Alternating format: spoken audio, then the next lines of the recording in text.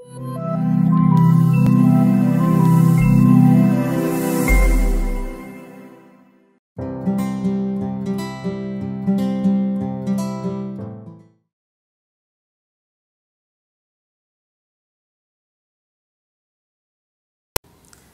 US, welcome to the show called extraordinary women. ఈరోజు మనతో ఉన్నారు నీరజ మ్యామ్ గారు. తను మల్టీఫెసెటెడ్ ఉమెన్ అండి. సో తన గురించి మనము అసలు తను ఏం చేశారు, మనం ఎందుకు బహుముఖ ప్రజ్ఞాశాలి అంటున్నాము అనేది ఒకసారి తన మాటల్లో మనం చూద్దాము. నమస్కారం అండి నీరజ మ్యామ్ గారు. నమస్తే అమ్మా. నమస్తే Nandini. So thanks for inviting me to this show and multifaceted. Yes, I'm multifaceted. అంటే అలా గొప్పగా ఏం చెప్పుకోను, చేయగలుగుతాము అనే ఉద్దేశంతో, అందరూ చేయగలుగుతారు ఇలాగా అనే ఉద్దేశంతో అలా సందేశం ఇవ్వాలని నేను మీ షోకి వచ్చాను. Thank you so much for coming ma'am. చెప్పగానే అంటే అడగగానే మీరు ఒప్పుకున్నారు. అసలు అది చాలా great news for us. Thank you so much. So మీరు యాక్చువల్గా ఎందుకు ఇన్ని రోల్స్, మీరు ఎగ్జిక్యూటివ్ డైరెక్టర్, తర్వాత వచ్చేసి కోబీ సెక్రటరీ చేశారు, రోటరీ క్లబ్ ప్రెసిడెంట్గా చేస్తున్నారు, నెక్స్ట్ వచ్చేసి ఇంకా బుక్స్ కూడా రాశారు మీరు, రైట్ ఆథర్ కూడా, తర్వాత లిరిసిస్ట్, మ్యూజిక్ కంపోజర్, ఇన్ని ఉన్నాయి. అసలు నాకే ఇంకా గుర్తులేవండి మీరు ఇంకా ఎన్ని చేశారు అనేది. సో ఇవన్నీ మీకు ఎలా చేయగలిగారు? ఒక ఉమెన్ అనేవాళ్ళు అంటే ఇంకా మనకు ఎన్నో రెస్పాన్సిబిలిటీ ఉంటాయి, ఫ్యామిలీ చూసుకోవాలి, మెనీ థింగ్స్ ఉంటాయి. సో అపార్ట్ ఫ్రమ్ దిస్ ఇంకా ప్రొఫెషనల్గా అండ్ మీ ప్యాషన్ని ఎలా మీరు అచీవ్ చేయగలిగారు ఇవన్నీ? అంటే నాకు మొదటి నుంచి మా ఫాదర్ తో మేము చిన్నప్పటి నుంచి, అంటే మా ఫాదర్ డిఫరెంట్ ప్లేసెస్కి ట్రాన్స్ఫర్స్ అవుతుండేవి. ఆయన గవర్నమెంట్కి వర్క్ చేశారు. సో ఆ ట్రాన్స్ఫర్స్లో నేను డిఫరెంట్ స్కూల్స్ నుంచి ఆ గురువుల దగ్గర నుంచి నేర్చుకున్న మోరల్స్ అనుకోండి, ఎథిక్స్ అనుకోండి, అండ్ ఆర్ట్ అనుకోండి, తర్వాత సింగింగ్ అంటే దేశభక్తి గీతాలు నేర్పించేవాళ్ళు. కొద్దిగా వాయిస్ అనేది కొద్దిగా ఉంది నాకు ఆల్రెడీ. కొద్దిగా జన్మతః వస్తాయి కొన్ని అంటారు కదా, అలాగా. అండ్ నర్చరింగ్ అనేది కొద్దిగా పేరెంట్స్ దగ్గర నుంచి వస్తుంది, అక్కడి నుంచి చదువుకున్న ప్లేస్ దగ్గర నుంచి వస్తుంది, తర్వాత ఉద్యోగం చేసిన దగ్గర నుంచి వస్తుంది, ఆ తర్వాత నెక్స్ట్ మ్యారేజ్ చేసుకున్నాక మన పక్కనుండే వ్యక్తితో పాటు భర్త దగ్గర నుంచి కూడా కొన్ని మనం నేర్చుకుంటాము. సో అలాగా నాకు కూడా ఏంటంటే చాలా ఇవన్నీ నేను దాటుకుంటూ వచ్చిందాన్ని. సో చిన్నప్పుడు ప్రతి స్కూల్లో అందరూ చదువు ఒక్కటే, నీకు 100 మార్క్స్ వస్తేనే, నీకు మ్యాథమెటిక్స్లో 99 మార్క్స్ వస్తేనే నీకు నువ్వు పెద్దవాడివి అవుతావు, గొప్పవాడివి అవుతావు అంటారు. నాకు అలా ఎప్పుడు మా ఫాదర్ చెప్పలేదు. ఓకే. సో మార్కులు రావాలి, ఆ రోజుల్లో ఫస్ట్ క్లాస్ వస్తే చాలా గొప్ప. అవునండి. అంటే అబోవ్ 60%, ఇప్పుడు అంటారు అబోవ్ యావరేజ్ అంటారు. సో అందుకని మా ఫాదర్ ఎప్పుడు కూడా బాగా చదవండి అని చెప్పారు, కానీ నీకు 90%, 99 అలా మమ్మల్ని ఎప్పుడు పరిగెత్తించలేదు, మార్క్స్ గురించి చూడలేదు. కానీ ఏంటంటే మా దాంట్లో కొద్దిగా మా కుటుంబంలో కొద్దిగా సంగీత పరంగా కొద్దిగా ఆడపిల్లలకి సంగీతం రావాలి అని ఉండేది.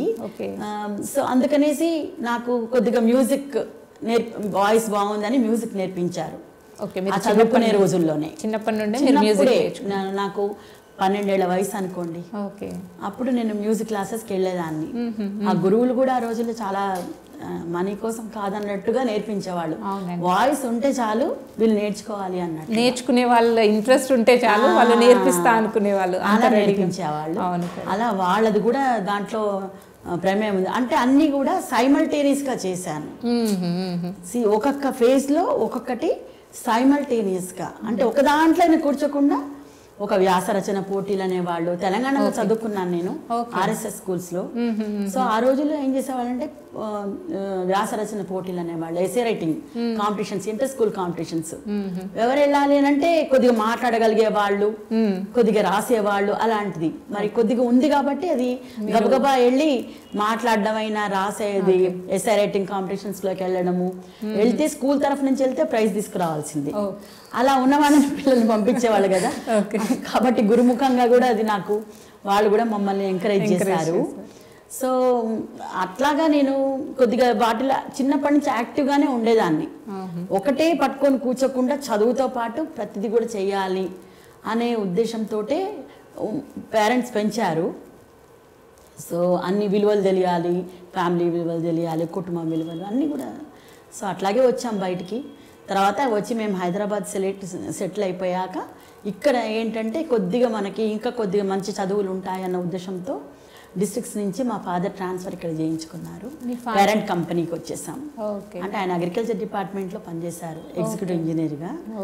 సో ఇంకా మేము పేరెంట్ కంపెనీ, ఆయన కూడా ఆ రోజులో అగ్రోస్లో వర్క్ చేసి తెలంగాణలో కరీంనగర్, నిజామాబాద్, నల్గొండ అటు పక్క ఉన్నారు.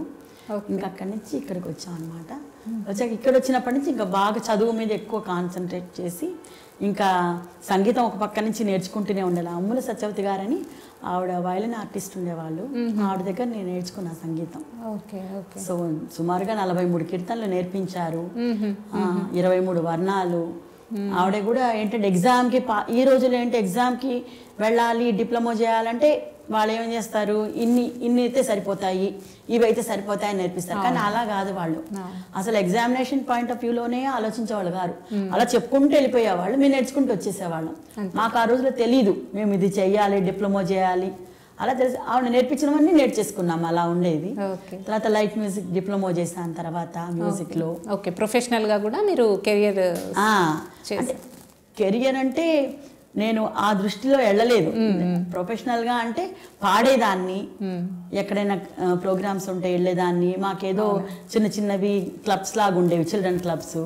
ఆ తరఫులో రవీంద్ర భారతి, పబ్లిక్ గార్డెన్స్లో ఇలా ప్రోగ్రామ్స్ ఇచ్చేవాళ్ళము ఒక వయసులో. ఇంకా తర్వాత ఇంకా మళ్ళీ నెక్స్ట్ ఏంటంటే నాకు చదువు అయ్యేటప్పటికే నేను ఆ రోజుల్లో టైప్ రైటింగ్ నేర్చుకోవాలి. టెక్నికల్ క్వాలిఫికేషన్ అంటే టైప్ రైటింగ్. సో చదువుకుంటూ టైప్ హయ్యర్, షార్ట్ హ్యాండ్ నేర్చుకున్నాను.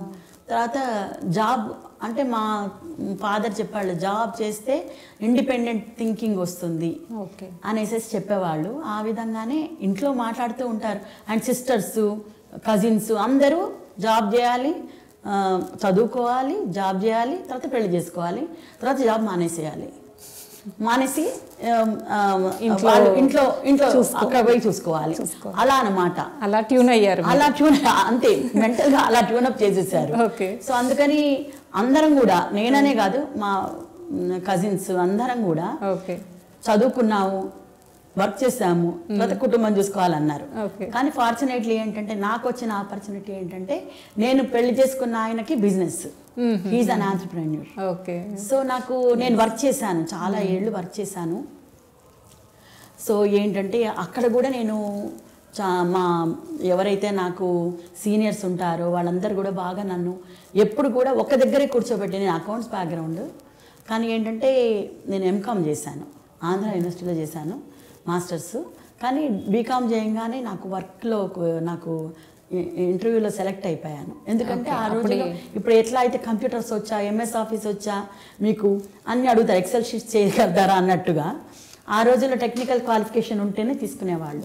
షార్ట్ హ్యాండ్ వచ్చా, షార్ట్ హ్యాండ్, టైప్ రైటింగ్ చాలా ఉండేది. నా డిగ్రీ అవ్వడము, దాంతో సైమల్టేనియస్గా చేయడము, మళ్ళీ చిన్న వయసులోనే వర్క్కి వెళ్ళిపోయాను. సో తర్వాత నేను పోస్ట్ గ్రాడ్యుయేషన్ చేశాను వర్క్ చేసుకుంటూ. బిఫోర్ మ్యారేజే చేసేసారా? Before marriage graduation. అవును. సో అక్కడి నుంచి ఇంకా అదేంటి వర్క్లో బాగా నేర్పించారు మాకు. ఈ రోజుల్లో నేను ఇండస్ట్రీ నడిపిస్తాము మేము. కానీ నేను అంత డెడికేషన్ మన దగ్గర, అంటే ఇప్పుడు ప్రతి వాళ్ళ దగ్గర అట్లాగే ఉంది, అంత డెడికేటెడ్గా స్మాల్ స్కేల్ లెవెల్లో ఏంటంటే పని చేసి మనం డెడికేటెడ్గా పని చేద్దాము, ఎంప్లాయీస్ డెడికేటెడ్గా పని చేద్దాము మనము అనేది కొద్దిగా ఇప్పుడు వాళ్ళు అంటే వాళ్ళకి ట్రైనింగ్ ఎలా వస్తారనేది మనకు తెలియదు. కానీ మా రోజుల్లో మాకేంటంటే ఏదైనా ఆ మారల్స్ ఎక్కువ ఉండేవి, చెయ్యాలి అంటే మెంబర్స్ అప్పుడు తక్కువ ఉండేవాళ్ళు, ఇంట్రెస్ట్ ఉన్న వాళ్ళు, ఆపర్చునిటీస్ కూడా మనకి పిల్లలు కూడా వర్క్ చేసేవాళ్ళు తక్కువే ఆ రోజుల్లో. ఇండస్ట్రీస్ లో పనిచేసేవాళ్ళు, అది కూడా అవును కరెక్టే. ఆ సెక్టర్ లో ఏదో టీచర్స్ గా అలా వెళ్ళిపోయేవాళ్ళు. కానీ ఆఫీస్కి వెళ్ళి అంటే ఇండస్ట్రియల్ సెక్టర్స్ లో పనిచేసే వాళ్ళు తక్కువ ఉండేను. నేను కూడా మ్యానుఫ్యాక్చరింగ్ ఇండస్ట్రీలో వర్క్ చేశాను. మీరు ఇప్పుడు దేనికండి ఎగ్జిక్యూటివ్ ఇప్పుడు మాది మా సొంతంది. నా పెళ్లి కాగానే మానేస్తాను. ఓకే. అంటే యాజ్ యూజువల్ మా ఫ్యామిలీలో ఎలా చెప్తారో అలాగే నా పెళ్ళైనప్పుడు మా వారే చెప్పారు, ఆయనకి he's a business man. So ఆయన అన్నారు, మనం ఎక్కడ పని చేయలేదు, కావాలంటే మన దాంట్లోనే నువ్వు వర్క్ చేసుకోవచ్చు, నువ్వు చూసుకోవచ్చు, కాబట్టి నువ్వు అటు ఇటు అక్కర్లేదని అంటే సరే మానేసి మీరు ఇందులోకి వచ్చేస్తాను. మీది ఏ కంపెనీ అండి? నాది వచ్చేసి ఏకశిలా కెమికల్స్ లిమిటెడ్ అని. Chemical background. మీరు చదివింది వచ్చేసి కామర్స్, ఇది కెమికల్ కంపెనీ. ఎలా అంటే ఒక్కటి ఏంటంటే అండి, నీకు మేనేజ్మెంట్ క్వాలిటీ ఉండాలి ఫస్ట్. ఓకే. అంటే ఏంటంటే అది ఉట్టిగా రాదు, ఊరికి నేను అయిపోతాను అంటే అవ్వరు. అది చిన్నప్పటి నుంచి నువ్వు ఎలా మేనేజ్ చేసుకుంటూ వస్తున్నావు, ఫస్ట్ నిన్ను నువ్వు మేనేజ్ చేసుకోవాలి, నీ క్లాస్ని నువ్వు మేనేజ్ చేయాలి చదువుకున్నప్పుడు, నీ ఫ్రెండ్స్ని నువ్వు మేనేజ్ చేసుకోవాలి, నీ ఫ్యామిలీని నువ్వు మేనేజ్ చేయాలి. ఓకే. సో అంటారు మేనేజ్మెంట్ స్టడీస్ అంటారు, థియరిటికల్గా అది కరెక్టే. ఇండస్ట్రీస్ గురించి నార్మల్గా ఇండస్ట్రియల్ మేనేజ్మెంట్ అంటారు, మార్కెటింగ్ అంటారు, ఫైనాన్షియల్ మేనేజ్మెంట్ అంటారు. ఇప్పుడు అన్ని కొత్త కొత్త పేర్లు కూడా వచ్చాయి, ఆ లైన్ ఆఫ్ మేనేజ్మెంట్స్ ఎక్కువే ఉన్నాయి. కానీ ఏంటంటే బేసిక్గా ఫస్ట్ స్టార్ట్ అయ్యేది ఏదైనా అంటారు కదా, ఇట్ స్టార్ట్స్ ఫ్రమ్ హోమ్ అంటారు కదా. సో నువ్వు ఫైనాన్షియల్ మేనేజ్మెంట్ ఇంట్లో నువ్వు చేసుకునేదే కదా, నీకు వచ్చిన మీన్స్ ఏదైనా వాట్ ఎవర్ ద రిసోర్సెస్ ఉన్నాయో దాంట్లో నువ్వు మేనేజ్ చేసుకొని దాంట్లో దాచిపెట్టుకొని, ఒక హౌస్ వైఫ్ కూడా బాగా మేనేజ్ చేస్తుంది. అలా అందరికంటే best manager is house wife అంటాను. ఎందుకంటే she is the person who actually take care of the family, entire family, ఫైనాన్షియల్గా అందరినీ, వాళ్ళకి పిల్లలందరికీ అన్ని కొనిపెడం కదా. అంతే. సో నాకు అలా అనిపిస్తుంది నా పాయింట్ ఆఫ్ వ్యూలో. అయితే ఇప్పుడు మేనేజ్మెంట్ గురించి చెప్పాలంటే చాలా, ఈ రోజులో అయితే ఇంకా చాలా చాలా ఐఎస్బి పెద్ద పెద్ద ఇన్స్టిట్యూషన్లో హార్వర్డ్లో చదువుకొని వచ్చిన వాళ్ళు, అండ్ ఏంటారు స్టాన్ఫోర్డ్లో చదివిన వాళ్ళు, పెద్ద పెద్ద ఇన్స్టిట్యూషన్స్ నుంచి వచ్చిన వాళ్ళందరూ చాలా మాట్లాడతారు. మీరు ఇంట్లోనే నేర్చుకున్నారు? నాకు తెలిసిన ప్రకారం ఏంటంటే, ఇంట్లో అమ్మ మేనేజ్ చేస్తుంది, అక్క మేనేజ్ చేస్తుంది, తర్వాత ఆఫీస్లో మన బాస్ మేనేజ్ చేస్తుంటాడు, అవునా కదా, మన ఆఫీస్కి వచ్చినప్పుడు. తర్వాత బయటకు వచ్చి చూస్తే నా ఇండస్ట్రీలో కూర్చుంటే మా ఆయన మేనేజ్ చేసే సంగతి చూసుకున్నాను. ఓకే. సో ఆటోమేటిక్గా this is how we have to manage the show అనేసి అలా నేర్చుకున్నదేను.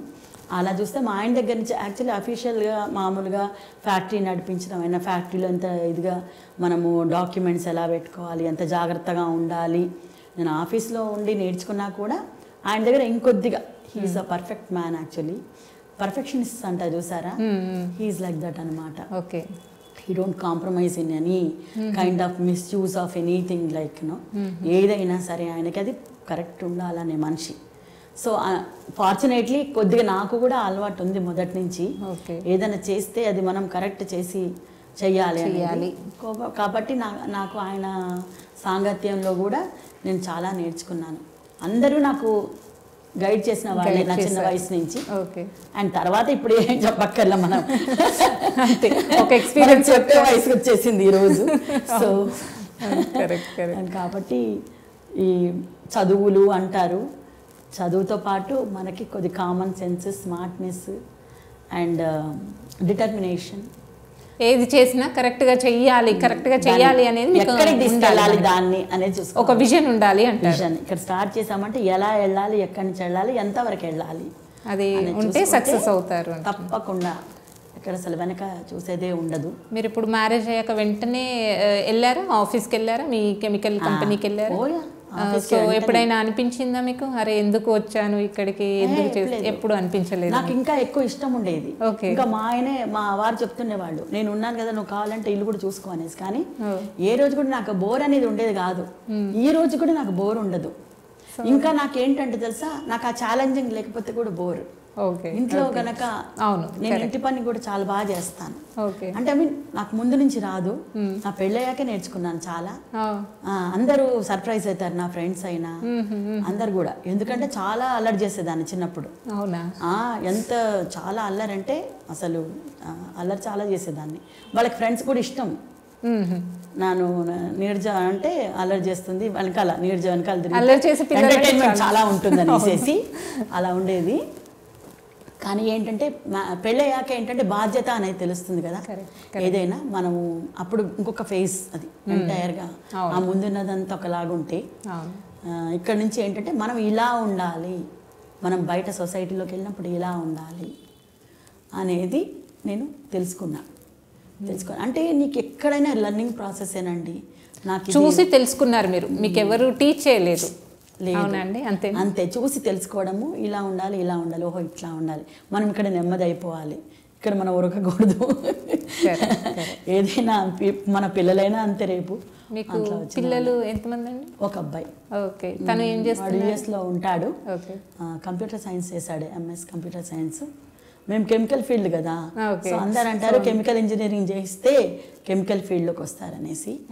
నాకు అలా ఏం అనిపించలేదు ఆ రోజుల్లో.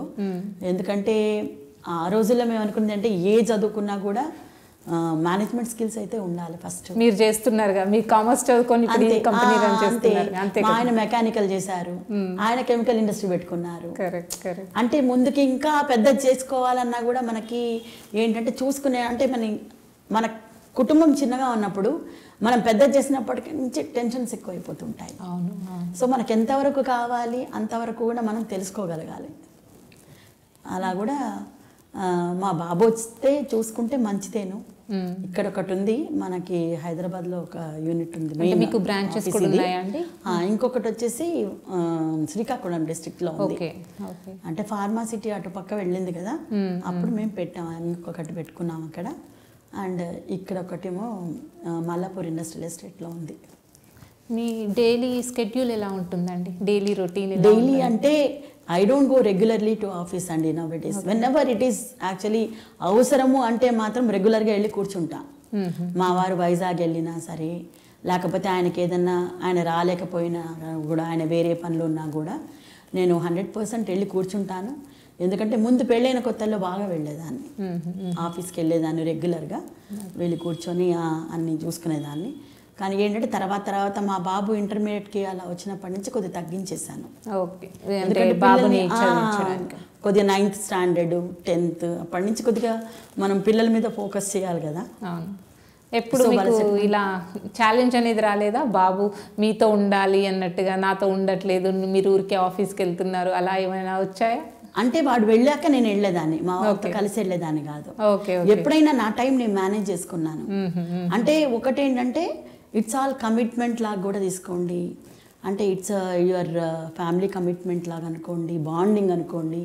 ఎలా అంటే ఫ్యామిలీ మేనేజ్ చేసుకోవాలంటే ప్రతి వాళ్ళు అంటారు నాకు ఇది చేస్తే అది చేయలేను, అది అవునండి, చాలా మంది అది ప్రాబ్లం ఫేస్ చేస్తున్నారు కూడా.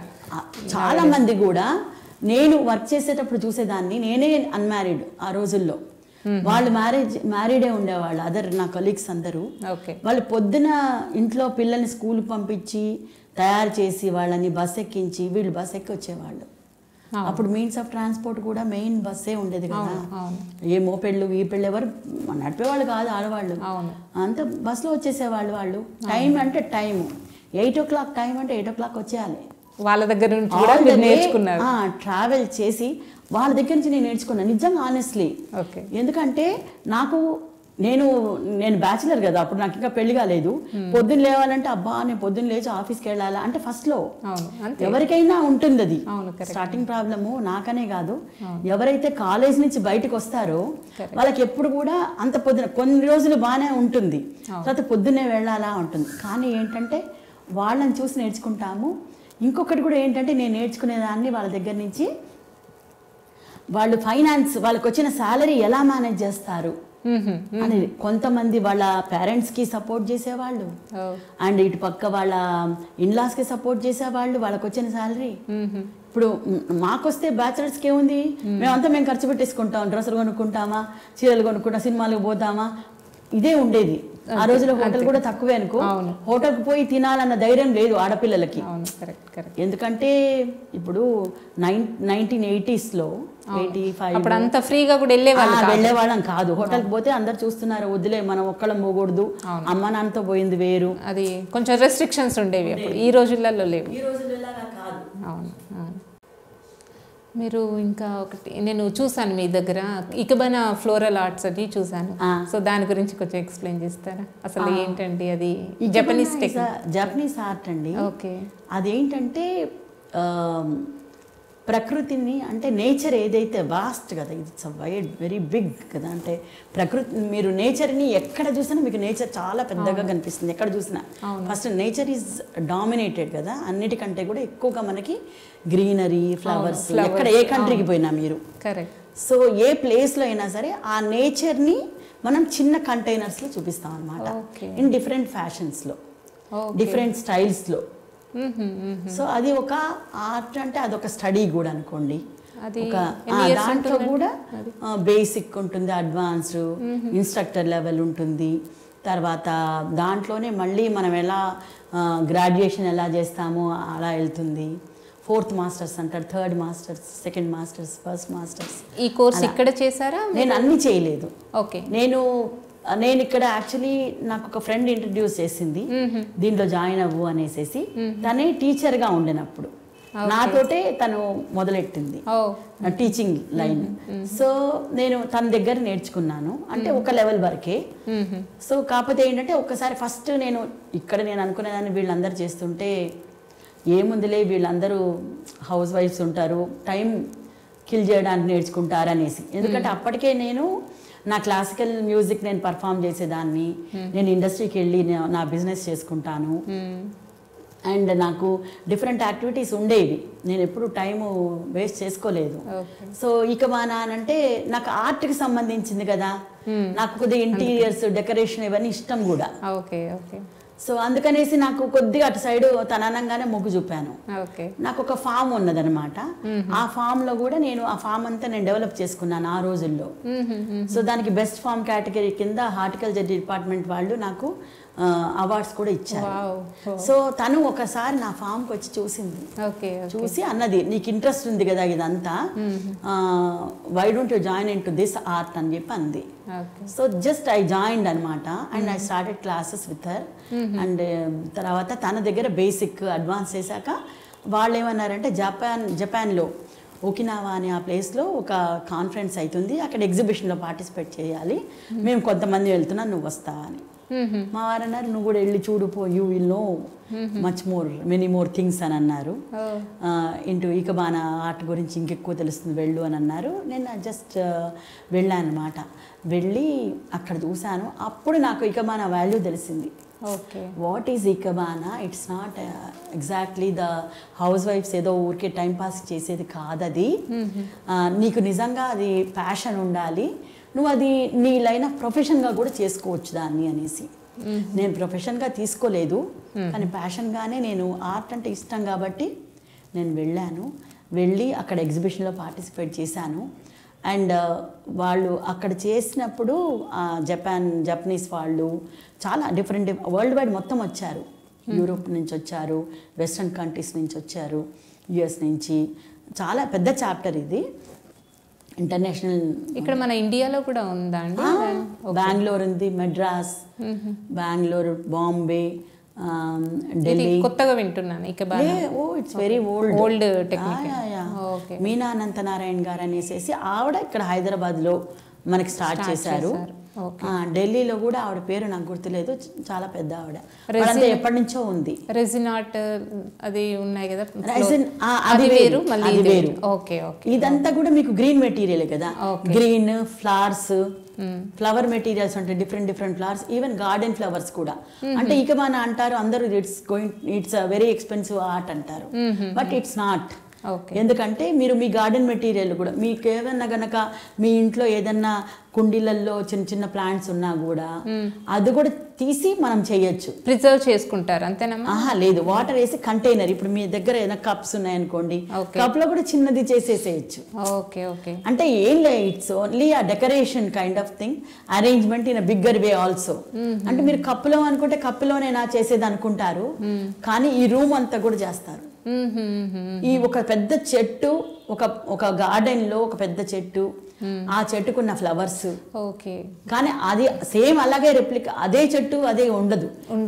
డిఫరెంట్ ట్రీస్ కి ఆ ఫ్లవర్స్కి అసలు ఆ ట్రీకి ఆ ఫ్లవరే ఉండదు, కానీ ఆ ఫ్లవర్ అక్కడ ఉన్నట్టు చూపిస్తారు. Okay okay got it. అంత చాలా అంటే వాళ్ళు కూడా తెల్లవారుకట్ల ఎగ్జిబిషన్స్లో పార్టిసిపేట్ చేసేటప్పుడు తెల్లవారుజామున వచ్చేస్తారు.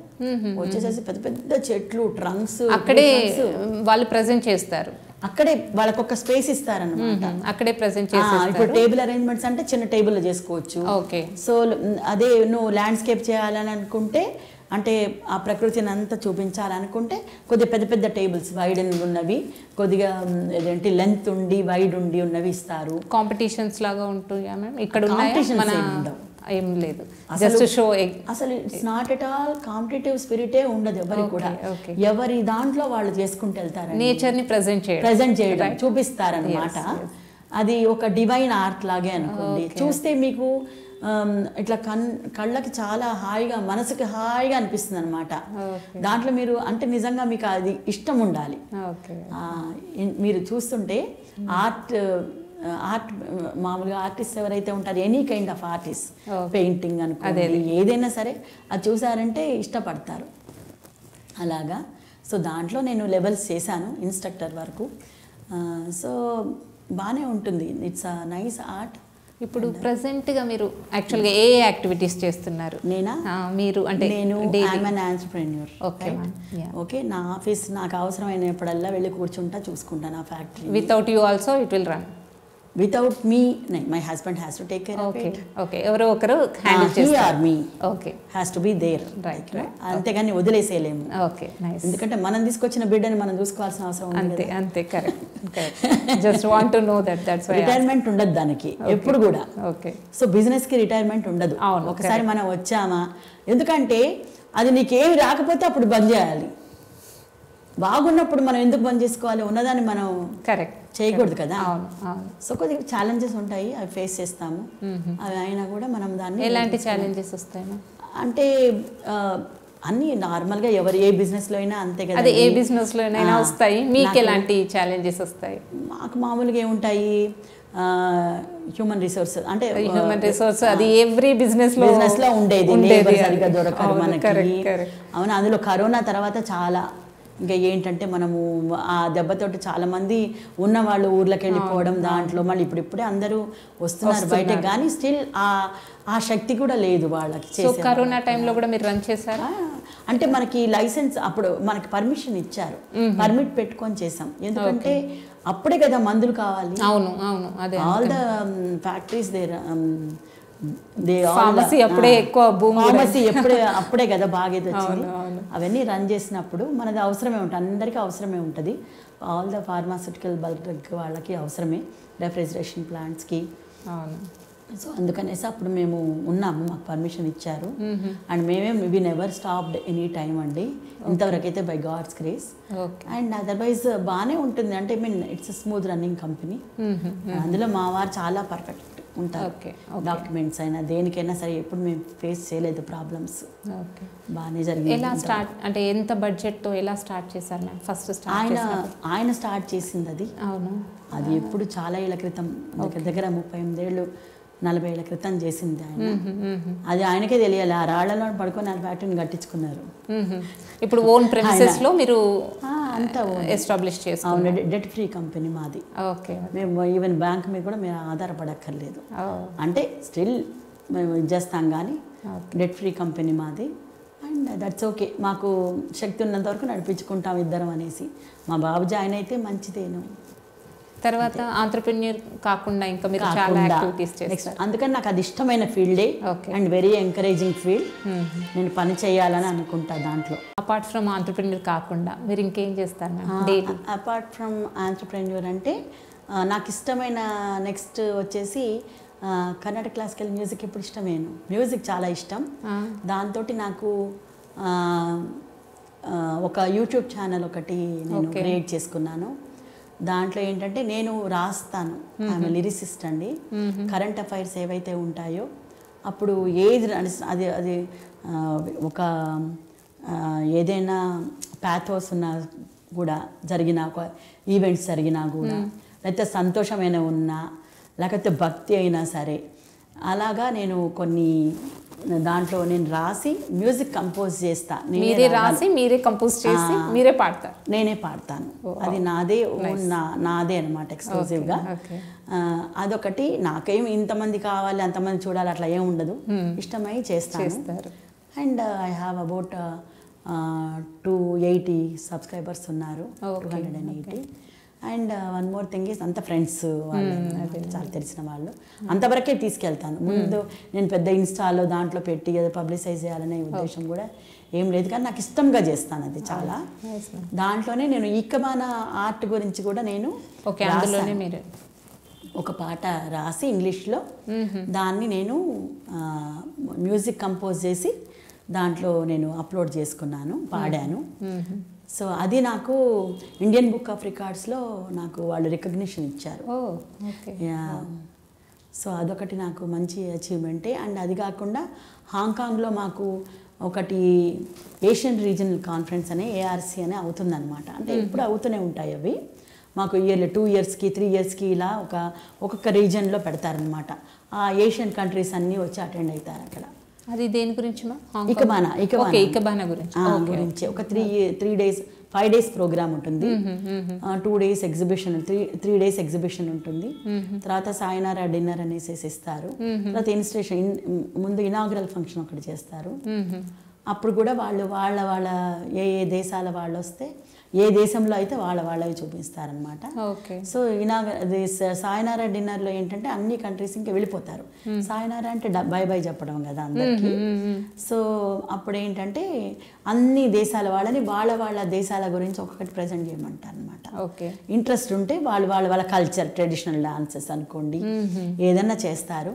అప్పుడు మేము కూడా మన దేశం నుంచి మేము ఎవరైతే వెళ్ళామో మేము ఏం చేసామంటే ఈ బతుకమ్మ డాన్స్ ఉంటాయి కదా, అవి దాండియా చేసి ఈకబానా సాంగ్ కూడా పాడాము అక్కడ. అంటే ఈకబానా అంటే నా దృష్టిలో ఏంటంటే ఇట్ ఈస్ నాట్ యాక్చువల్లీ మన వరకే లేదు, ఇది వరల్డ్ వైడ్ మొత్తం ఉంది ఈకబానా అనే ఆర్ట్. సో అదొకటి నాకేమైనా వసుదైక కుటుంబం అంటారు కదా, సో అదంతా గాడ్స్ గిఫ్ట్ అన్నమాట. ఆ చేసే వాళ్ళందరికీ కూడా అంతంత పెద్దవి చేయడం అంటే చాలా పెద్ద ఆర్ట్ అది. సో అందుకనేసి దాని మీద నేను ఇన్స్పైర్ అయ్యి ఆ పాట రాసి అక్కడ మేము ప్రజెంట్ చేస్తే ఆల్మోస్ట్ 269 కంట్రీస్ పైన అందరు కూడా మాకు స్టాండింగ్ ఓవేషన్ ఇచ్చారు, మన హైదరాబాద్ వాళ్ళకి. అది నాకు చాలా ఇష్టంగా అనిపిస్తుంది. మరి ఎందుకు రాశానో నాకు తెలియదు, నేను అది ఎక్స్పెక్ట్ చేయలేదు, కానీ ఆ టైంలో మనకు అలా జరిగిపోయింది. అది నాకు మంచి అచీవ్మెంట్ లాగా అనిపిస్తుంది. అండ్ నా యూట్యూబ్ ఛానల్లో కూడా చాలా పాటలు రాసి పెట్టాను అబౌట్. అలా కాకుండా ఇంకా ఉన్నాయి, అవి ఏంటంటే మ్యూజిక్ కంపోజ్ చేసాను, వెళ్ళి పాడాలి స్టూడియోలో వెళ్ళి.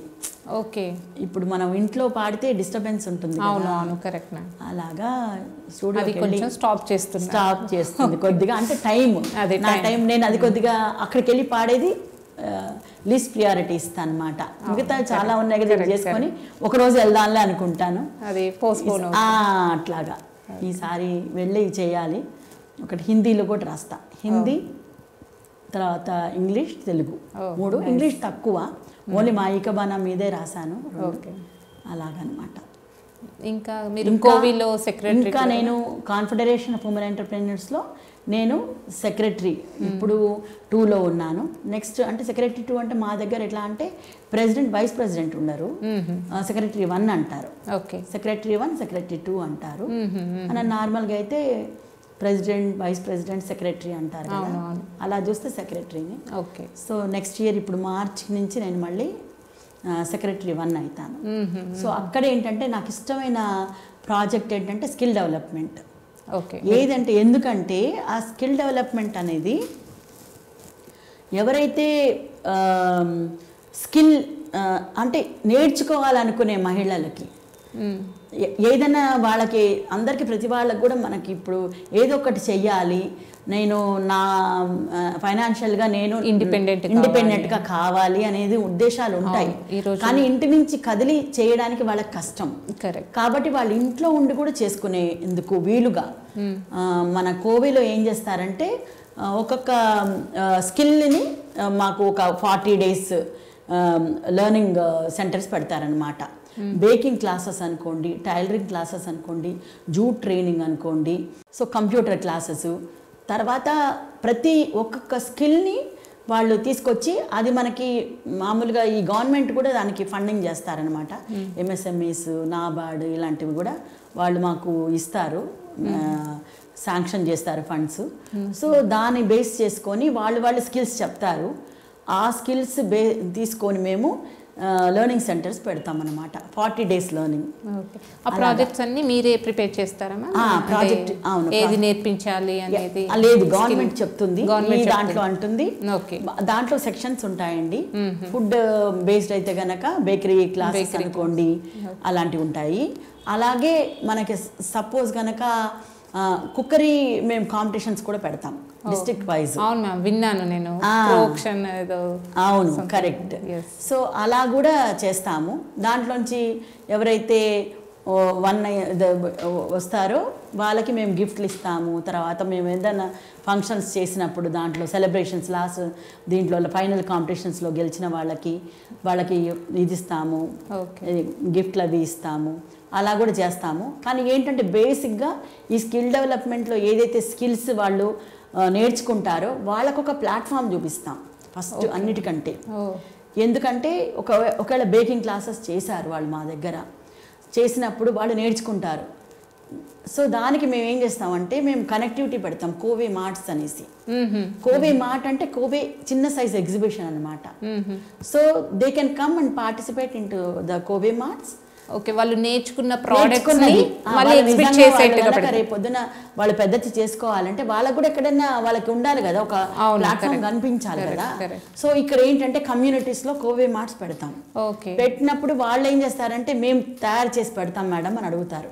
కుక్కీస్ పెడతాము, లేకపోతే మఫిన్స్ పెడతాము, కేక్స్ పెడతాము, తర్వాత చాక్లెట్స్. కొంతమంది అంటారు మేము చాక్లెట్స్ పెడతామండి అంటారు, కొంతమంది జూట్ బ్యాగ్స్ పెడతామంటారు. ఇలాగా డిఫరెంట్ వాళ్ళ లైన్ ఆఫ్ యాక్టివిటీ ఎవరికి ఇష్టం ఉందో వాళ్ళు పెడతారనమాట. అక్కడ వాళ్ళకి చాలా మంది క్లయింట్స్ వస్తారు. That's how they develop their market. నేర్పిస్తారు, మళ్ళీ వాళ్ళకి ఆపర్చునిటీ, మార్కెట్ ఆపర్చునిటీ చూపిస్తారు. అంటే ఎవరైతే ఇంట్రెస్ట్ ఉన్న వాళ్ళు చాలా బాగా యూజ్ చేసుకోవచ్చు ఈ ప్లాట్ఫామ్ని. ఈ స్కిల్ డెవలప్మెంట్ సెంటర్స్ ఏవైతే అవుతాయో మా దగ్గర స్కిల్ డెవలప్మెంట్ ప్రోగ్రామ్స్, దానికి నిజంగా వచ్చి చేస్తే మాత్రము అవుట్ ఆఫ్ ఇప్పుడు 10 మంది ఉన్నారనుకోండి, దాంట్లో నుంచి ఒక 2-3 స్టార్టప్స్ పెట్టుకుంటారు. సో స్టార్టప్ పెట్టుకున్నందువల్ల ఏంటంటే అడ్వాంటేజ్, మన ఎకానమీ గట్టి పడుతుంది. ఇప్పుడు ద మెయిన్ థింగ్ కూడా గవర్నమెంట్ కావాల్సింది కూడా అదే కదా. అందుకనే కదా మన పిఎం చాలా ఇన్ని యోజన పథకాలన్నీ పెడుతున్నారు. ఎందుకంటే ఉమెన్ ఇండిపెండెంట్గా ఉండాలి, ఫైనాన్షియల్లీ సౌండ్ ఉండాలి, అండ్ బయటికి రావాలి, వాళ్ళ దగ్గర ఉన్న స్కిల్ చూపించాలి అండ్ నేర్చుకోవాలి. అందుకనే మాలాంటి వాళ్ళకి, కోవి వాళ్ళకి ఇన్ని మాకు ఆపర్చునిటీస్ ఇస్తారు ఈ గవర్నమెంట్ సెక్టర్స్ ద్వారా. ఎంఎస్ఎంఈస్ అయినా, నాబార్డ్స్ అయినా, సిడ్బి అయినా, వీళ్ళందరూ కూడా మాకు మేము వెళ్ళి సపోజ్ ప్రాజెక్ట్ రిపోర్ట్ తీసుకెళ్ళి అవి చూసి మేము ఇస్తామనుకోండి, వాళ్ళు they try to help us అనమాట. పెట్టండి అంటారు. మాలాంటి వాళ్ళం ఏంటంటే ఇప్పుడు వీ డోంట్ టేక్ ఎనీథింగ్ అండి, ఎందుకంటే వీఆర్ ఆల్ ఎంటర్ప్రెన్యూర్స్. దాంట్లో ఉన్న వాళ్ళందరం కూడా చాలా ఆల్మోస్ట్ ఎవరైతే మేమందరం సెటిల్ అయిపోయి ఉన్న వాళ్ళమే.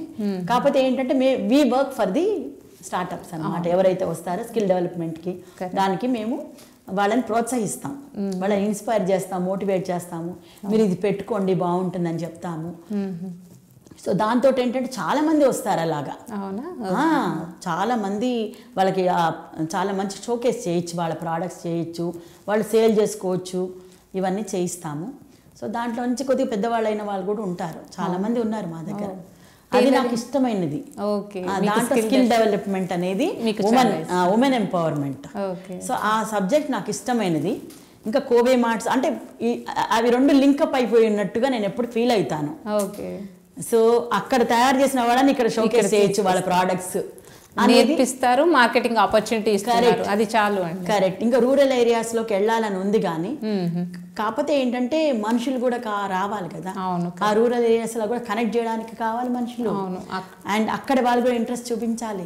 చూద్దాం ఎంతవరకు అవుతుందో. కానీ అందరు కూడా వర్క్ చేస్తారు మా కోవిలో. అందరు కూడా నేషనల్ బోర్డ్ వాళ్ళు ఉన్నారు, వాళ్ళు ఇది ఇస్తారు మాకు, చాలా మోటివేట్ చేస్తారు మమ్మల్ని. నేను తెలంగాణ చాప్టర్లో పనిచేస్తున్నాము.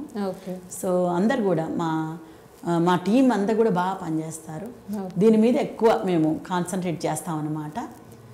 అలాగా.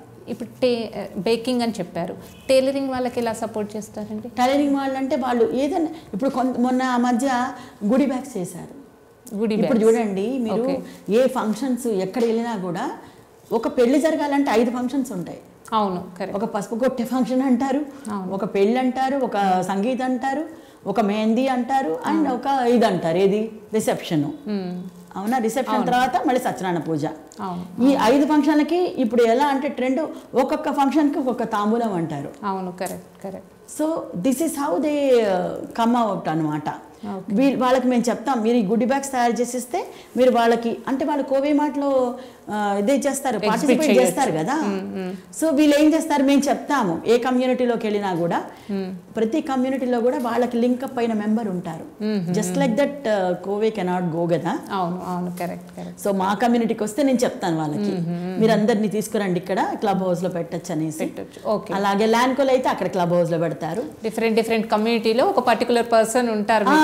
మా క్లబ్ హౌస్ లో విల్లాస్ లో ఎవరైతే ఉంటారో అందరు కూడా వాళ్ళ ఫంక్షన్స్ కి they collect all their numbers and phone numbers తీసుకొని వాళ్ళు కాల్ చేసుకుంటారు. తర్వాత నాకు ఫీడ్బ్యాక్స్ వస్తుంటాయి, ఏమనంటే మేడం మీ విల్లాలో పసుపు కుంకాలు మేము 300 ఇచ్చామంటారు డబ్బాలు, మీ విల్లాలో మేము మొన్న బ్లౌజ్ పీసెస్ ఇచ్చామండి వాళ్ళందరికీ, వాళ్ళు అడిగితే కసోటీ వర్క్ అంటారు. సో అలాంటివి ఇచ్చామండి అంటారు. అండ్ అట్లా ఫీడ్బ్యాక్స్ బాగా వస్తాయి మాకు వాళ్ళ దగ్గర నుంచి. అండ్ ఇంకొకటి కూడా ఏంటంటే వాళ్ళు రావడానికి కూడా ఇష్టపడతారు. అంటే ఒక్కటి ఏంటంటే మనం వాళ్ళని ఎలా రిసీవ్ చేసుకొని వాళ్ళని చూసుకుంటామో కూడా డిపెండ్ అవుతుంది కదా. సో ఎగ్జిబిషన్స్లో వాళ్ళందరికీ కూడా పార్టిసిపెంట్స్ అందరికీ మేము ఫుడ్ ఫ్రీగా ఇస్తాం. ఓకే. ఎందుకంటే వాళ్ళు బయటకు వెళ్ళి అక్కడెక్కడ వెళ్తారు ఈ కమ్యూనిటీస్లోకి వస్తే, కాబట్టి వాళ్ళకి అన్ని కూడా కంఫర్ట్స్ బాగా చూస్తాం మేము. వాళ్ళని జాగ్రత్తగా అంటే ఫ్రెండ్లీగా చూసుకుంటాం అనమాట. సో వాళ్ళు టేబుల్ కాస్ట్ ఇస్తారు, వాళ్ళు సంపాదించుకొని వెళ్తారు. ఒకవేళ వాళ్ళకి ఏదన్నా లేకపోయినా క్లయింట్స్ దొరుకుతారు వాళ్ళకి. సో ఇది కాకుండా కోవీ సెక్రటరీగా కాకుండా ఇంకా సర్వీస్ యాక్టివిటీస్ ఇంకేం చేస్తారు మ్యామ్ మీరు? ఇంకా అంటే ఇప్పుడు నేను actually rotary club of Banjara hills అనేసి దాంట్లో రోటరీలో నేను ఇప్పుడు ప్రెసిడెంట్ ఎలెక్ట్, అంటే నెక్స్ట్ జూలై నుంచి నేను ప్రెసిడెంట్ అవుతానండి. ఓకే. సో దాంట్లో నాకు నేను ఈ రోటరీ లైన్లో ఆల్మోస్ట్ నేను 8 ఏళ్ల పైనుంచి ఉన్నా, దగ్గర 9 సంవత్సరాల నుంచి ఉన్నాను. అండ్ నేను ఫస్ట్ మా వారు జాయిన్ అయ్యారు, ఆయనతో పాటు నేను స్పౌస్గానే ఉండేదాన్ని. తర్వాత ఒక 3 ఇయర్స్ 4 ఇయర్స్ తర్వాత నేను మెంబర్ని అయ్యాను దాంట్లో. ఎందుకంటే కొద్దిగా నాకు సర్వీస్ ఓరియంటెడ్ మైండ్ ఎక్కువే నాకు మొదటి నుంచి కూడా. సో అందుకని మనము ఎందుకంటే చెప్పాను కదా, ఆర్ఎస్ఎస్ స్కూల్స్ అంటే కొద్దిగా బ్యాక్గ్రౌండ్ అలాగే ఉంటుంది. సో దాంట్లోకి వెళ్ళి వాళ్ళకి అక్కడ నేను అన్నీ చూసేదాన్ని, వాళ్ళతో యాక్టివిటీస్ ఎలా చేస్తారు ఏంటని. అన్నిటికంటే దాంట్లో మేజర్గా నేను ఇన్స్పైర్ అయిన సర్వీస్ ఏంటంటే స్పర్శ్ హాస్పిస్ అనమాట. అది పాలియేటివ్ కేర్ గచ్చిబౌలిలో ఉంటుంది. ఇదేంటంటే ఎవరైతే 4th స్టేజ్ క్యాన్సర్ పేషెంట్స్ ఉంటారో, ఇంకా వాళ్ళకి సర్వైవల్ ఉండదో, వాళ్ళకి లైఫ్ లేదు అని చెప్పినప్పుడు వాళ్ళు ఏంటంటే ఇంట్లో వాళ్ళకి చూడడానికి కష్టం, ఎకనామికలీ పూర్ ఉన్న వాళ్ళకైనా సరే ఎవరికైనా సరే వాళ్ళకి ఏంటి చూస్తుంటే వాళ్ళకి కష్టంగా అనిపిస్తుంది. బాగా జరుగుతున్న వాళ్ళు పడుకున్నారు, వీళ్ళు పోతారేమో, పోతారు ఇంకో వచ్చిన వాళ్ళు కూడా నువ్వు వెళ్ళిపోతావు అని అంటారు. సో వాళ్ళకి అట్లాంటి వాళ్ళకి ఆ అట్మాస్ఫియర్ నుంచి వాళ్ళు ఎక్కడైతే డిగ్నిటీ టు డెత్ అంటే నిన్ను మేము సగర్వంగా సాగనంపుతాము లాస్ట్ మూమెంట్లో హ్యాపీగా, అది ఎగ్జాక్ట్లీ ఎన్ని రోజులు ఉంటే అన్ని రోజులు అని ఉద్దేశంతో ఇది పెట్టారనమాట. సో వాళ్ళు అక్కడ అది మా ప్రాజెక్టే, rotary club of Banjara hills.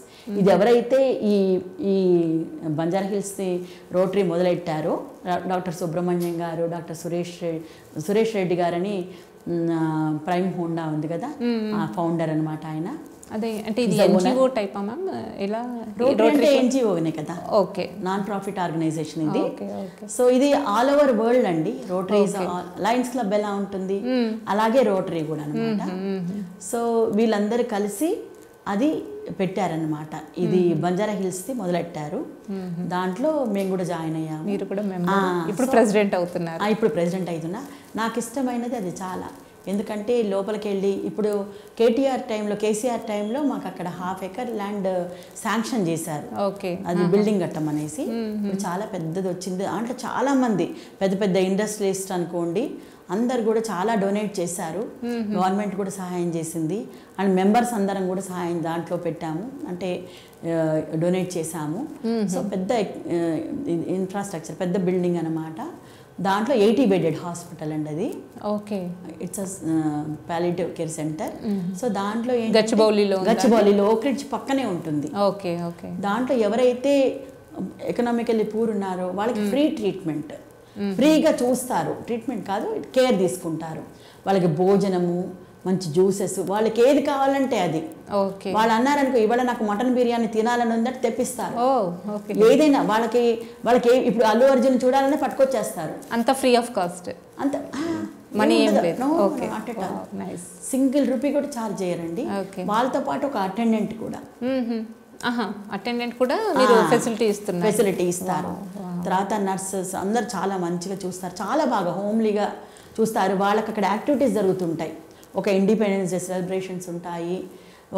అసలు మీరు 4th stage వాళ్ళని అనుకోరు, మీరు రేపు చనిపోతాడనేసి. నాకు ఎక్స్పీరియన్స్ అయ్యాను నేను అది. నేను వెళ్ళి ఒక August 15th ఒక పిల్లలు డాన్స్ చేయడం చూశాను. అంటే ఆ అమ్మాయి బాగా డాన్స్ చేస్తుందని. చిన్న పిల్లలు కూడా ఉంటారు 4th stage.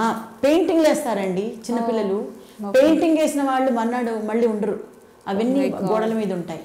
అంటే చాలా కష్టం అనిపిస్తుంది, కానీ నాకు చాలా గర్వంగా అనిపిస్తుంది. నేను దీంట్లో మెంబర్ని కదా అనేసేసి, నేను ప్రెసిడెంట్ అయినప్పుడు నేను ఏం చేయాలి అనేసేసి చాలా చేస్తాం అలాగా.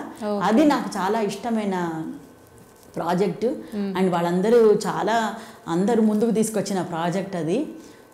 నేను అనుకుంటాను ఎప్పుడు వీళ్ళందరికీ కూడా తీసుకొచ్చిన వాళ్ళకి, దాంట్లో ఉన్న వాళ్ళకి, పనిచేసే వాళ్ళకి, మెంబర్స్కి అందరికి కూడా స్పర్శే బ్లెస్సింగ్ ఏమో అనిపిస్తుంది మాకు అందరికి కూడా. ఎందుకంటే అందరూ మంచి హృదయంతో చేస్తారు. ఎందుకంటే ఎక్స్పెక్ట్ చేయట్లేదు మీరు ఇంకా ఫ్యూచర్లో వాళ్ళు ఏం ఉండదు కదా మ్యామ్, సాగనంపడమే అంతే కదా. వితౌట్ ఎక్స్పెక్టేషన్స్ చేస్తున్నారు. That is very great. Dignity to death అంటారు, అందుకని మేము వాళ్ళని డిగ్నిఫైడ్గా పంపిస్తాం అనమాట. Concept is good ma'am. వాళ్ళు కూడా ఇట్లా వీల్ చైర్లలో కూర్చుంటారమ్మా, కూర్చొని బాగా నవ్వుతారు, చాలా బాగా నవ్వుతారు, అంత ఎంజాయ్ చేస్తారు. మళ్ళీ 2 రోజుల తర్వాత వెళ్ళేటప్పటికే వాళ్ళు ఉండాలంటే వాళ్ళు లేరండి, నిన్ననే పోయాడు అంటారు.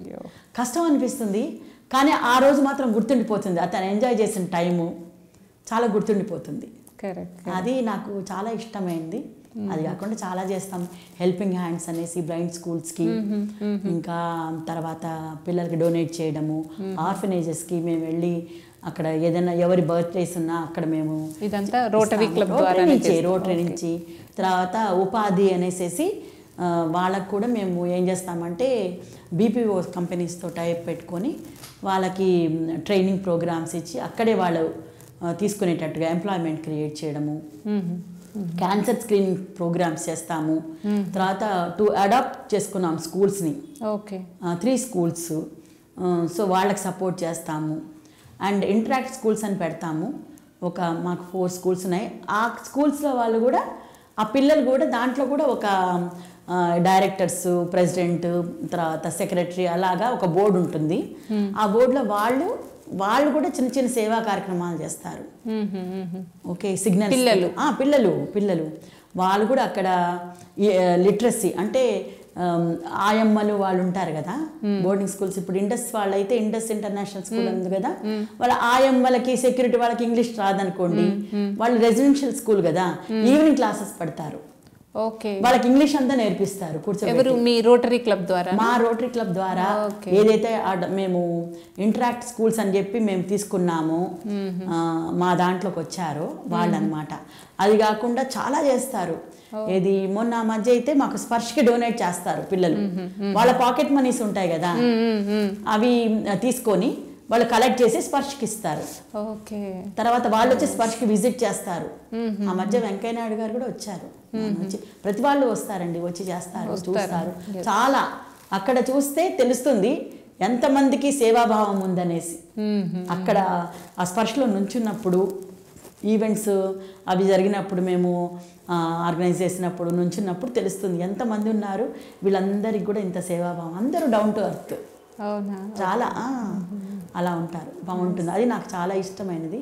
సో నెక్స్ట్ జూలై నుంచి ఇంకా ఏం చేయాలి ఏంటని ప్లానింగ్ చేసుకుంటాను. అండ్ కోవిలో నెక్స్ట్ మార్చ్ నుంచి మళ్ళీ మాది మారుతుంది, రోల్ మారుతుంది కదా, కోవిలో ఎలా చేయాలనేసి ఆలోచించుకుంటాము. ఇలా నడుస్తుంటుంది. మీకు ఏదైనా ఇంట్రెస్టింగ్ ఇది చెయ్యాలి, ఇంకా సొసైటీకి ఇంకా ఏదైనా చెయ్యాలి అనేది ఏమన్నా కోరిక అలా ఉందామా, డిజైర్? ఇంకా దీనికంటే ఇప్పటివరకు చాలా చేశారు, ఇంకా ఏదైనా కొత్తగా చేశారు కాదు, చేస్తూనే ఉంటాం, ఇంకా చేస్తూ ఉండాలి. ఇంకా ఏమన్నా ఒకటి బర్నింగ్ ఇంకా అవ్వట్లేదు మీకు, అలాంటిది ఏదైనా అంటే నేను ఆల్మోస్ట్ అంటే అడుగుతారు, మా వారు అడుగుతారు, అందరూ అడుగుతారు, ఇంకెన్ని చేస్తావు, నీకు ఇంకెక్కడి నుంచి టైం వస్తుంది అంటారు. అదే మ్యామ్, సో ఈ టైం అనేది యాక్చువల్లీ చేస్తున్నారు మీరు, మీ హ్యాండ్లోనే ఉంటుంది మీ టైం. అంటే మీకు తెలుసా అండి, మాకు చిన్నప్పుడు ఒకటి నేర్పించారు, నొప్పించక తానవ్వక తప్పించుకు తిరుగువాడు ధన్యుడు సుమతి. అవునా, సుమతి శతకంలోది. అంటే ఏంటంటే నువ్వు ఇల్లుని డిస్టర్బ్ చేయకూడదు. అంటే మనం యాజ్ అ ఉమెన్ నువ్వు చేయగలిగినవి ఏంటి, నువ్వు ఎన్ని చేయొచ్చు అంటే, నీ ఇంటిని డిస్టర్బ్ చేయకుండా, ఓకే, నీ పిల్లల్ని డిస్టర్బ్ చేయకుండా, వాళ్ళ పనులు చూసుకుంటూ, నీ ఇంటిని చూసుకుంటూ, మళ్ళీ మనము సొసైటీకి మనం ఏం చేయగలుగుతాం, నీ జాబ్ చూసుకుంటూ, నీ సొసైటీని ఎలా చూసుకోవచ్చు, నీ ప్యాషన్ని ఎలా నువ్వు పర్ఫామ్ చేయొచ్చు అనేది మనం నేర్చుకోవచ్చు. అంటే ప్రతిదానికి ఒక టైం సెగ్మెంట్ ఉంటుంది. ఒక వారం ఉందనుకోండి, అంటే నేను వారంలో ప్రతిరోజు నేను ఇండస్ట్రీకి వెళ్ళి కూర్చోను కదా. ఓకే, ఇప్పుడు నా వరకు నేను ఇప్పుడు నా స్టేజ్ ఏదైతే ఉందో, ఇదివరకు వెళ్ళేదాన్ని.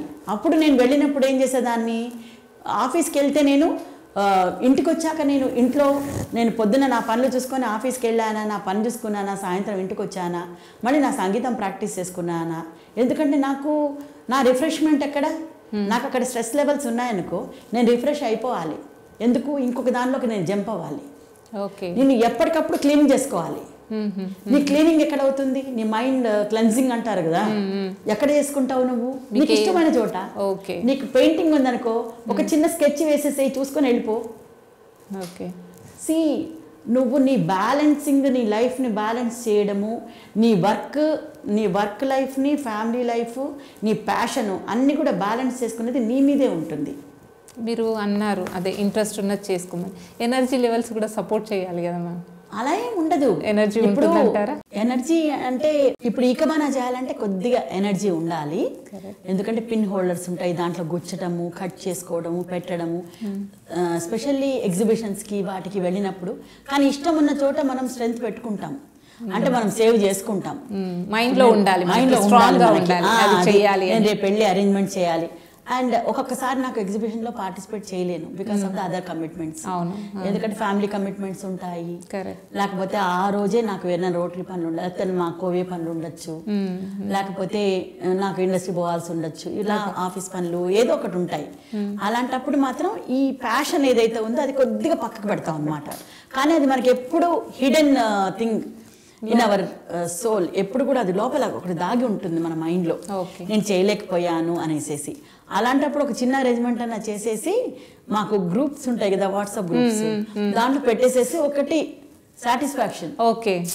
వాళ్ళు చూస్తారు కదా, see all of them they appreciate అండి. ఒకటి నేను చూస్తా కదా, ఒక చిన్నది ఏదైనా పెట్టినా కూడా, సింపుల్ అయినా సరే, they have so big heart, that no వాళ్ళందరూ కూడా ఒక చిన్నది పెట్టినా వాళ్ళు చప్పట్లు కొట్టేస్తారు. కరెక్ట్. అంటే మనకు అది చిన్నగానే వాళ్ళు చేసే ముందు అనిపిస్తుంది కానీ బట్ వాళ్ళకి ఏంటంటే చేస్తుంటేనే తెలుస్తుంది ఏదైనా కూడా. Correct. They enjoy by seeing it అనమాట. వాళ్ళు పెద్ద చేసినా నువ్వు చాలా బాగా చేసావు అంటారు. సో అలాగా ఏంటంటే బ్యాలెన్సింగ్ ఎలా చేసుకోవచ్చు అని అంటే ఫ్యామిలీ వచ్చేసేసి పొద్దున అయిపోతుంది ఫ్యామిలీ సెక్టర్ ఒక టైం వరకు. అది అయిపోయాం పొద్దుస్తమానం పని చేస్తూ కూర్చోలేం కదా. అండ్ మోర్ ఓవర్ చిన్న పిల్లలుగా ఉన్నప్పుడు అంటే మనము పిల్లల మీద స్కూల్కి వెళ్ళే వరకు చూసుకోవాలి. ఆ తర్వాత మనం వేరే పనులు చేసుకుని ఆఫీస్కి వెళ్ళిపోతాం. అప్పుడప్పుడే సైమల్టేనియస్గా అయిపోతాయి. ఆఫీస్కి వెళ్తాం, ఆఫీస్లో పనులు చూసుకుంటాము, సాయంత్రం వస్తాం. వచ్చాక నీ ప్యాషన్ ఏముంది అనేది చూసుకుంటాం. ఓకే. నీకు ఏంటి ఒకరోజు ఈ రోజు నేను మ్యూజిక్ అనుకున్నాను అనుకో, ఆ రోజు నేను మ్యూజిక్ ప్రాక్టీస్ చేస్తా. లేదు నా ప్లేస్లో ఎవరో పెయింటర్ ఉన్నాడు అనుకోండి, పెయింటింగ్ ఒక స్కెచ్ చేసేసి వెళ్ళిపోవచ్చు. అది మొత్తం పూర్తి చేయాలక్కర్లా, ఓ వారం 10 రోజుల్లో పూర్తి చేయండి.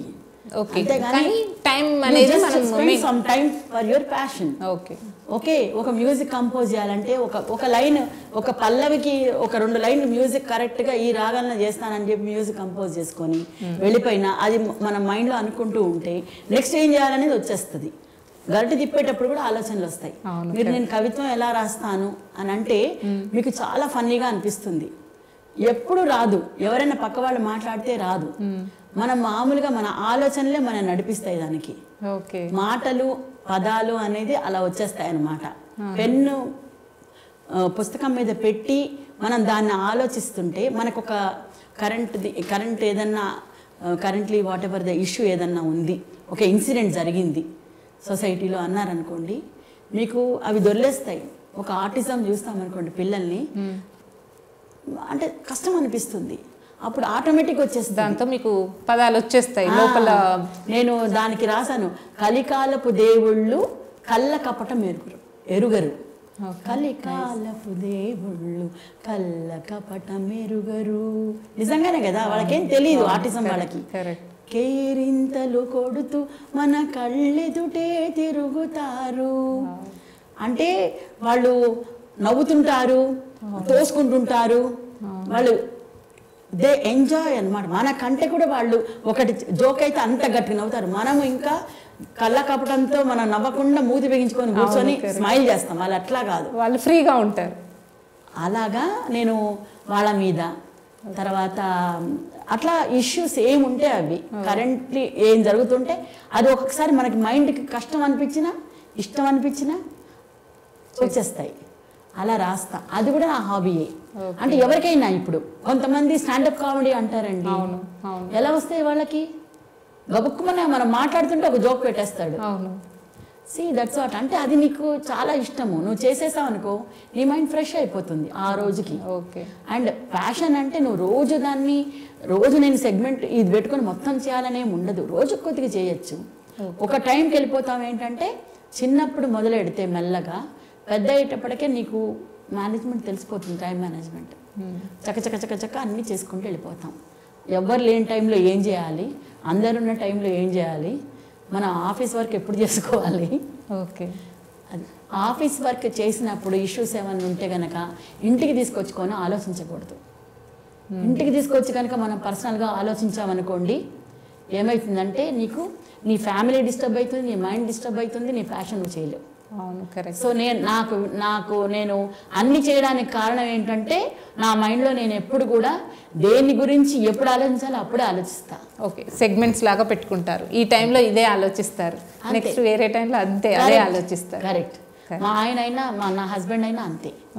ఆయన ఒకసారి అక్కడ ఇష్యూ అయిపోయిందా ఇంటికి వచ్చి మళ్ళీ దాని గురించి మాట్లాడు, ఇంకేదైనా వేరే మాట్లాడుకుంటాం.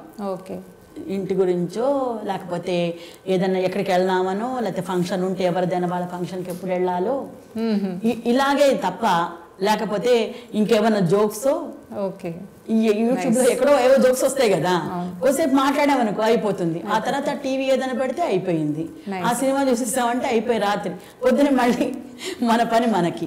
నేను ఆయన వచ్చే టైంలో నేను వెళ్ళకపోతే నావన్నీ చూస్తా, నా రోటరీ అయినా నేనేం ప్రాజెక్ట్స్ చేయాలి రేపు పొద్దున, నా కోబీలో ఏం చేస్తున్నారు, ఏమేం చేయాలి రేపు పొద్దున, మన దీంట్లో మన టర్న్ వచ్చినప్పుడు ఏం చేసుకోవాలి, ఎలా చేయొచ్చు, వాళ్ళు వాట్సాప్లో మెసేజెస్ అవి చూస్తుంటాం కాబట్టి కొద్దిగా నేర్చుకుంటాము, కొన్ని ఛాలెంజెస్ ఎలా ఫేస్ చేయొచ్చు అని నేర్చుకుంటాము.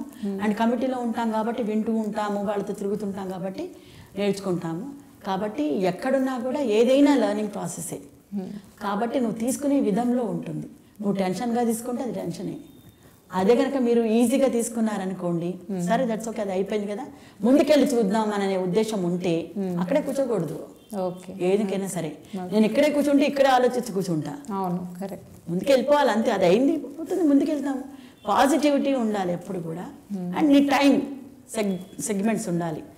సాఫ్ట్వేర్ వాళ్ళని చాలామంది పిల్లల్ని చూస్తాను, బాగా పాడగలిగే వాళ్ళు ఉంటారు, ఇంగ్లీష్ పాటలు బాగా పాడతారు, హాలీవుడ్ మ్యూజిక్ వింటారు, బాలీవుడ్ మ్యూజిక్ వింటారు, మంచి మంచి డాన్సులు చేస్తారు.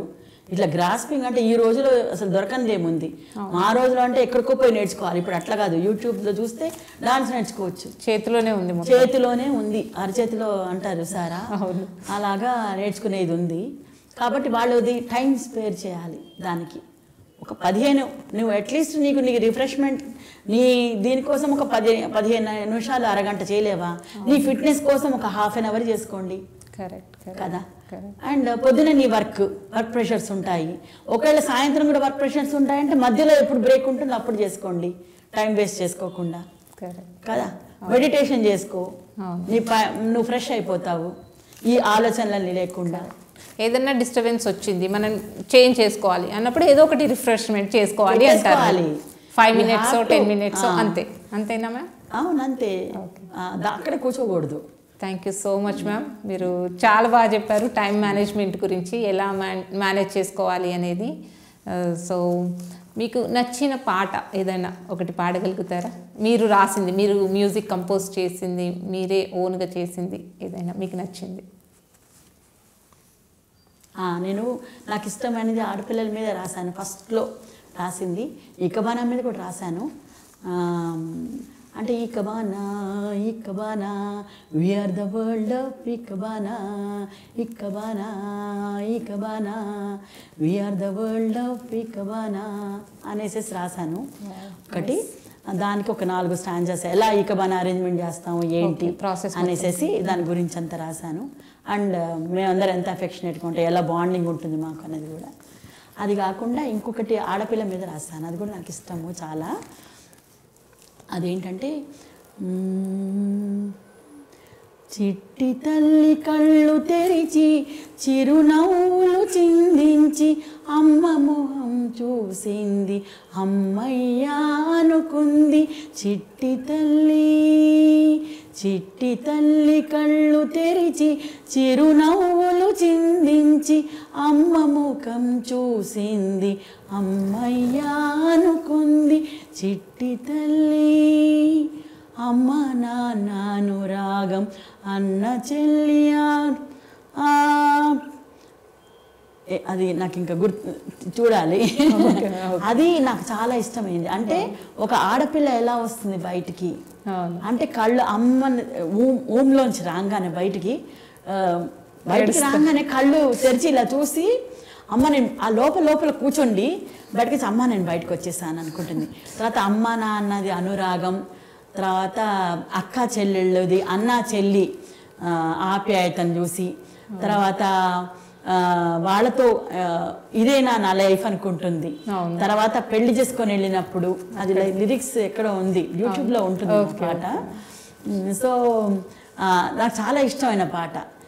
అది నా ఫస్ట్ సాంగ్ అనమాట, నేను చేసింది, నేను రాసింది. ఫస్ట్ అంటే ఫస్ట్ 4 సాంగ్స్ చేశాను. ఒకటి కోవే మీద చేశాను, ఓకే. తర్వాత ఇంకొకటి వచ్చి మా ఇకబానా, అంటే నా ప్యాషన్ అన్నీ కూడా. అండ్ నెక్స్ట్ వచ్చేసి నాకు ఇష్టమైంది, ఒక అమ్మాయి ఎలా తయారవుతుంది అంటే, మేబీ నేను కూడా ఉన్నానేమో దాంట్లో.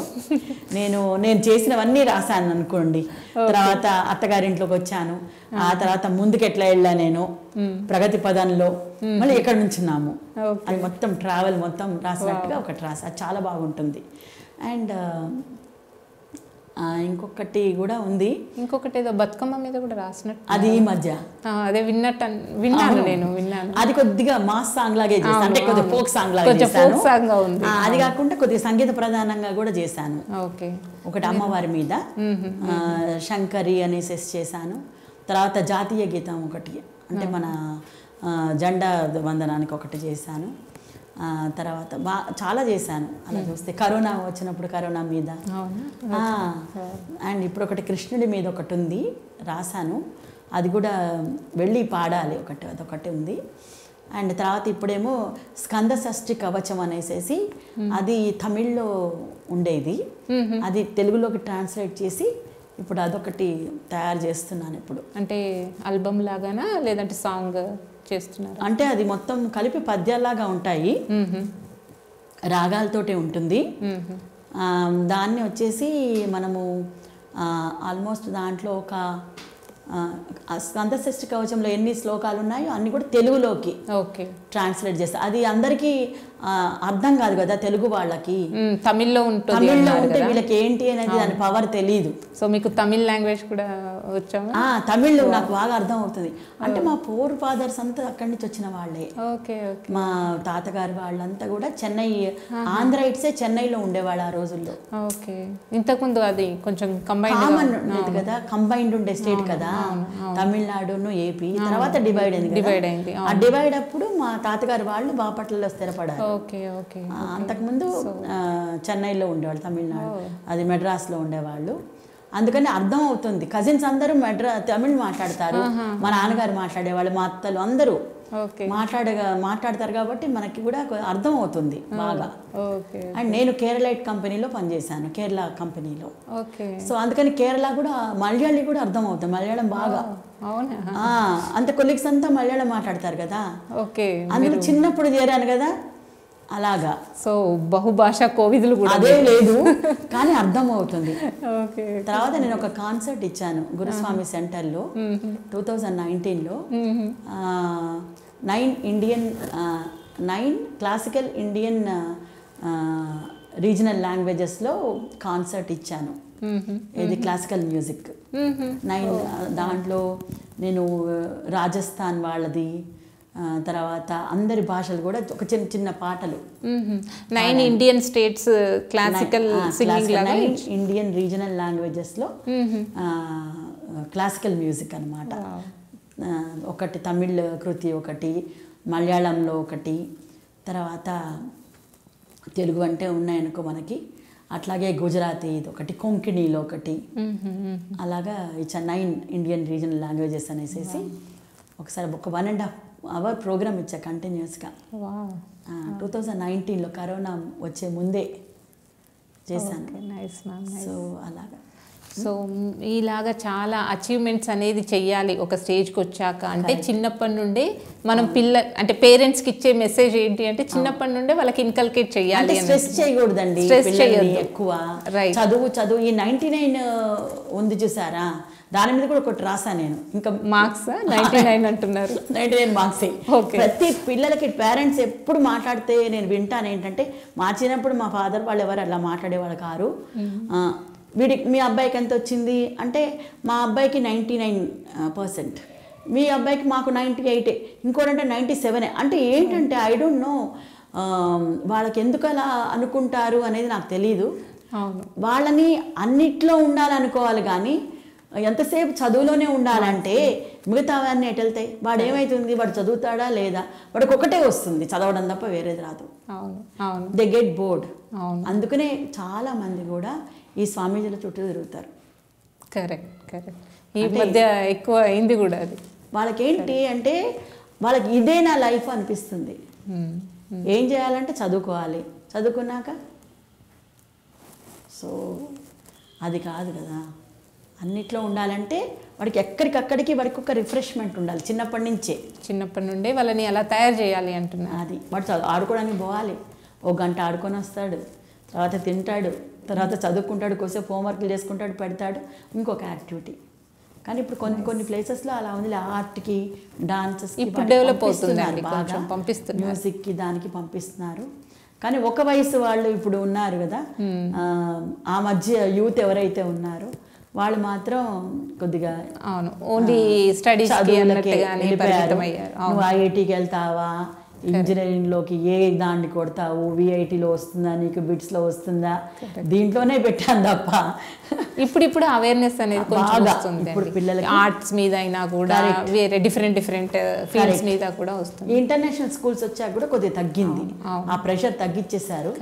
వాళ్ళు 5th 6th వరకు కొద్దిగా లైట్గా ఉంటారు, తర్వాత సీరియస్గా తీసుకుంటారు. సో ఇప్పుడు టీనేజర్స్కి మీరు ఏం చెప్పాలనుకుంటున్నారు? టీనేజర్స్కి ఏం చెప్తానంటే ఎంజాయ్ చేయాలి పిల్లలు, బాగా చదువుకోవాలి, కానీ వేరే అదర్ మోరల్స్, ఎథిక్స్, తర్వాత మన కల్చరు, ట్రెడిషను అన్నీ కూడా మనము పాటించాలి. And at the same time నాకు రాదు, నేను చెయ్యలేను, అది నాది కాదు, నాకు ఇవన్నీ రావు అని అనుకోకూడదు. ఎందుకంటే ప్రతి మనిషిలో కూడా వాళ్ళకి ఒక ప్రొఫెషనల్ లైఫ్ ఉంటుంది, ఒక ప్యాషన్ కూడా ఉంటుంది వాళ్ళకి. కొంతమంది బయటికి తీస్తారు, కొంతమంది నాకు తెలియదు అంటారు. కానీ వాడికి ఇష్టమైనవి కొంతమంది వింటారు కదా, వినే వాళ్ళకి దాంట్లో ఇష్టం ఉంటుంది కదా. ఇప్పుడు చూడండి ఫోటోగ్రఫీ అనుకోండి, అది కూడా మంచి ప్యాషన్. వెళ్ళిపోయి లేకపోతే ఈ నేషనల్ జియోగ్రఫీ ఛానల్స్ అనేసి ఇవన్నీ ఎక్కడి నుంచి వచ్చాయి కదా. ఫారెస్ట్కి వెళ్తారు పిల్లలు, ట్రెక్కింగ్కి వెళ్తారు, అన్నీ కూడా మంచివే. కాకపోతే ఏంటంటే పని చేసుకోవాలి, అట్లాగే నీ ప్యాషన్ కూడా పక్కన ఒకటి పెట్టుకోవాలి. అప్పుడే నువ్వు నీకు ఆ స్ట్రెస్ లెవెల్స్ తగ్గిస్తాయి. అంతేగాని నువ్వు ఒకటే నాకు వర్క్ తోటే సరిపోతుంది, నేను చేయలేకపోతున్నా, నా వర్కే సరిపోతుంది, నేను మేనేజ్ చేయలేకపోతున్నాను అని అనుకోకూడదు. నీరజ మ్యామ్ గారు చాలా బాగా చెప్పారు. నేను అడిగిన వాటికి ఓపిక్గా చాలా బాగా, అంటే అంత ఇన్ఫర్మేషన్ అనేది మీరు ఎలా చేశారు, చిన్నప్పటి నుండి ఎలా మీరు పెరిగారు, సో లాట్ ఆఫ్ ఇన్ఫర్మేషన్ వచ్చిందండి. నాకు కూడా చాలా విషయాలు కొత్తవి తెలిసాయి. ఇప్పుడు ఇకబానా కానివ్వండి, రోటరీ క్లబ్ కానివ్వండి, మీరు కోవి అన్నారు, అన్నీ చాలా కొత్త విషయాలేనండి. సో ఇన్స్పైరింగ్గా ఉంది మీ ఇంటర్వ్యూ. చాలా థ్యాంక్స్ అండి, ఇంత ఓపిక్గా మాకు ఇంత టైం స్పెండ్ చేసినందుకు. థ్యాంక్ యూ సో మచ్ అండి. థ్యాంక్స్ మా, నాకు కూడా మీరు ఐ థింక్ ఇది అందరికీ చేరుతుంది కాబట్టి నాకు కూడా ఇష్టంగానే చెప్పాను. ఎందుకంటే మనల్ని చూసి నలుగురు ఇంకా తయారైతే బాగుంటుంది అనే ఉద్దేశం కూడా ఉంటుంది. పిల్లలు స్పెషల్లీ. అవునండి, రేపు పొద్దున వాళ్ళే కదా ముందు తీసుకెళ్లాల్సింది, దేశాన్ని ముందుకు తీసుకెళ్లాల్సింది వాళ్ళే కదా. ఎకానమీ గట్టి చేయాలంటే వాళ్ళే ముందు పడాలి. ఇప్పుడు పిల్లలు ఎలా ఉండాలి, పేరెంట్స్ ఎలా ఉండాలి అనేది మీరు క్లియర్గా చెప్పారు. కరెక్ట్, అది చాలా హ్యాపీగా ఉంది. థ్యాంక్స్ ఫర్ ద ఆపర్చునిటీ అమ్మ. Thank you. మీరు అడగడం కూడా చాలా బాగా అడిగారు. I'm really, I enjoyed the whole ఈ మొత్తం ఎపిసోడ్ని నేను ఎంజాయ్ చేశాను. మీరు అడిగిన దానికి కూడా మనస్ఫూర్తిగా చెప్పగలిగాను. Thank you so much. Thanks Nandini.